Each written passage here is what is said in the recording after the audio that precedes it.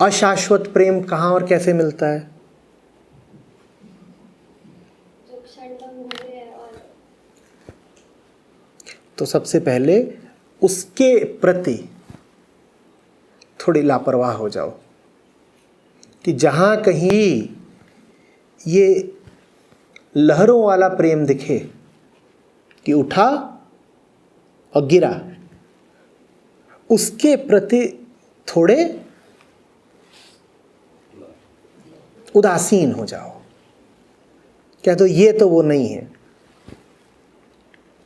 इसका मतलब ये नहीं कि कोई तुम्हारे पास आए जिसका दिख जाए तुम्हें कि प्रेम क्षणभंगुर है तो उसे तुम डंडा लेके दौड़ा दो। बस उसके प्रति थोड़े निरपेक्ष हो जाओ। हो सके तो उसकी मदद कर दो, पर यह मत करो कि उसी भ्रम में फंस जाओ जिस भ्रम में वो फंसा हुआ है। उसको क्या भ्रम है कि उसे प्रेम है तुमसे, पर उसका भ्रम देख करके तुम इस भ्रम में न फंस जाओ कि वो वास्तव में प्रेम करता है, अतः तुम्हें भी प्रेम करना चाहिए। तुम्हें पता होना चाहिए कि ये जो उसकी मनोदशा है, ये जो उसकी उद्दीप्त भावना है अभी, ये और कुछ नहीं है, क्षणिक उद्वेग मात्र है। अभी उठा अभी गिरा। जैसे जैसे ये देखते चलोगे और जैसे जैसे ये तय करते चलोगे कि वो सब कुछ जो शाश्वत नहीं है उससे ज़रा बचकर ही चलना है, वैसे वैसे वो उपलब्ध हो जाता है जो शाश्वत है। वास्तव में जो कुछ अनित्य है उसको अनित्य देख पाने की ताकत ही वो देता है जो अमर है, नित्य है, शाश्वत है। शुरुआत हमेशा वहीं से करनी पड़ेगी जहां पर तुम हो। हम कहते हैं हमें शाश्वत प्रेम चाहिए, पर ऐसा तो है नहीं कि प्रेम शब्द से हम सर्वथा अनभिज्ञ हों। हमारे जीवन में तथाकथित प्रेमी मौजूद तो हैं ही। प्रेम शब्द दिन में 2-4 बार तो हम सुन ही लेते हैं। सबसे पहले तो उसका परीक्षण करना है कि ये क्या है। ठीक है, इसी में शाश्वतता है।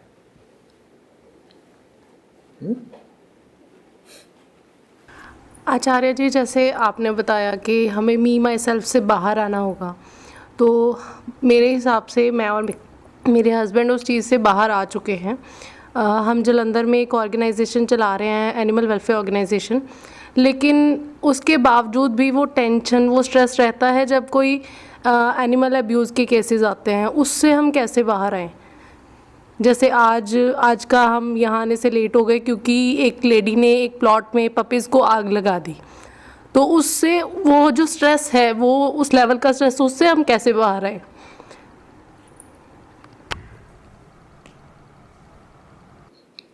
बेटा वो आपने चुना है। और अब ये मत मांगो कि उस दुख से तुम बाहर आ पाओ। अब ये प्रार्थना करो कि अगर उसने तुम्हें वो दुख दिखाने के लिए चुना ही है जो आम लोगों की आंखों से आमतौर पर छुपा रहता है, तो वो तुम्हें उस दुख को झेलने की ताकत भी दे और उस दुख को आधार बनाकर और ज़्यादा सार्थक कर्म करने की भी ताकत दे। ये दुख तो अब तुम्हें झेलना पड़ेगा, तुमने चुना है। ज़्यादातर लोगों को नहीं दिखाई देता क्योंकि वो जो ज़िंदगियां जी रहे हैं उसमें उन्हें बस उतना ही देखना है जो उनको सामने सामने दिखाया जा रहा है। उन्हें यही देखना है कि ये जो गिलास है ये बन करके सामने आ गया और इसमें पानी है, पर ये गिलास बनी कैसे, पूरी प्रक्रिया क्या है, पीछे कितना धुआं और कितनी आग है, और ये पानी यहाँ पहुँचा कैसे, उसमें पीछे कितनी हिंसा है, कितना लेन देन है, इससे उनको अनभिज्ञ ही रहना है। जिनको अनभिज्ञ रहना है उन्हें दुख का अनुभव प्रत्यक्षतः नहीं होता। ऊपर ऊपर से उनकी ज़िंदगी साफ सुथरी चलती है। हाथ में पैकेज्ड मीट आ गया, वो एक बढ़िया साफ पैकेट में है।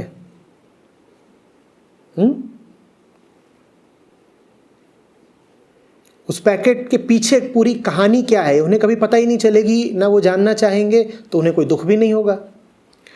तुमने जो रास्ता चुन लिया है उसमें तो असलियत उघड़ती है। तुमने रास्ता ही वही चुना है जिसमें तुम्हें आदमी के मन की और समाज की सारी गंदगी साफ दिखाई देगी। जो गंदगी को देखेगा उसे ग्लानि तो उठेगी ही। बस उससे यही प्रार्थना करो कि तूने अब गंदगी दिखा ही दी है तो उसको झेलने की भी सामर्थ्य दे और हाथ में एक झाड़ू दे, ताकि सिर्फ देखते ही ना रहे, जो दिख रहा है उसको हटा मिटा भी पाएं। जितना गहरे जाते जाओगे उतना और तुमको दुखदाई दृश्य दिखाई देंगे, क्योंकि हम जी ही बड़े हिंसात्मक समाज में रहे हैं।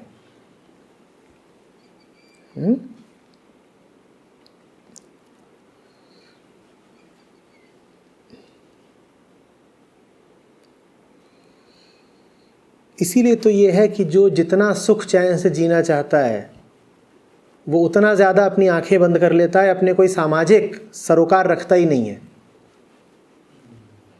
वो कहता है मुझे पता ही नहीं करना कि ये चार दीवारों के बाहर क्या है, इन चार दीवारों के भीतर मैं हूँ, मेरी पत्नी है और मेरा नुन्नू है, और यहाँ टीवी रखा हुआ है और सुख सुविधा के सब सामान रखे हुए हैं चार दीवारों के भीतर, और हम खुश हैं। इन चार दीवारों के भीतर जंगलों में आग लग रही हो, क्या फ़र्क पड़ता है? इन चार दीवारों के भीतर बाहर महाप्रलय आ गई हो, क्या फ़र्क पड़ता है? इन चार दीवारों में तो मेरा नन्हा सा घोंसला सुरक्षित है ना। ये अलग बात है कि अगर महाप्रलय आई हुई है और सब तरफ आग लगी हुई है तो तुम्हारा घोंसला भी बचेगा नहीं। लेकिन कुछ समय के लिए अपने आप को धोखे में रखना हमारी बड़ी गंदी आदत है।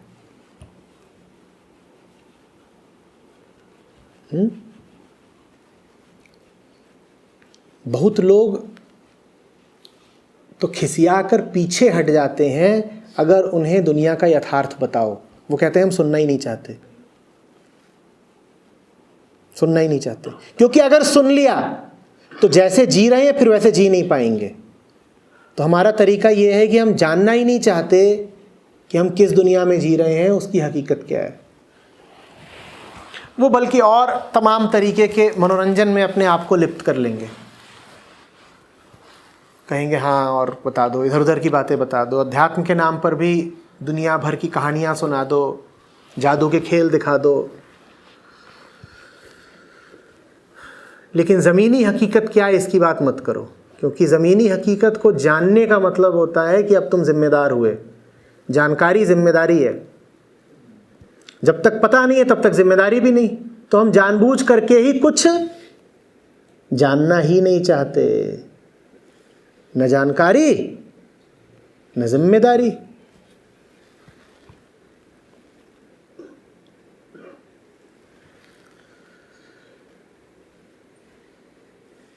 कोशिश करके देख लेना, कभी कहीं कोई सभा समारोह दावत हो, वहाँ पर तुम यही जो बेबस पशु हैं इनकी बात करना शुरू करो। एक गोल बना हुआ हो घेरा, जो कि अक्सर बन जाता है दावतों वगैरह में, 20 लोगों का घेरा बनाओ, उसमें घुस जाओ और बात करना शुरू कर दो कि दुनिया के 20 सबसे प्रदूषित शहरों में से 19 भारत के हैं। और प्रदूषण कहाँ से आ रहा है, और कार्बन मोनोऑक्साइड कितनी है, और सल्फर डाइऑक्साइड कितनी है, और SPM लेवल कितना है, ये सब बात करनी शुरू कर दो। फिर देखो कैसे धीरे धीरे लोग वहाँ से छटते हैं। देखो, क्योंकि सुनना ही जिम्मेवारी बन जाएगा। तो हम सुनेंगे ही नहीं। और ख़ास तौर पर इसलिए नहीं सुनेंगे क्योंकि ये जो दावत है ये खुद प्रदूषण को बढ़ा रही है। अगर सुन लिया कि प्रदूषण कितना भयावह है तो फिर दावत में मौज कैसे करेंगे? तो हम सुनना ही नहीं चाहते। वो सुनेंगे नहीं और अपना छोटा सा उथला छिछला सुख बचा के रखेंगे। उन्हें बचाने दो उनका सुख। तुम्हारे हिस्से अगर दुख आता है तो दुख ही ले लो, रो लो।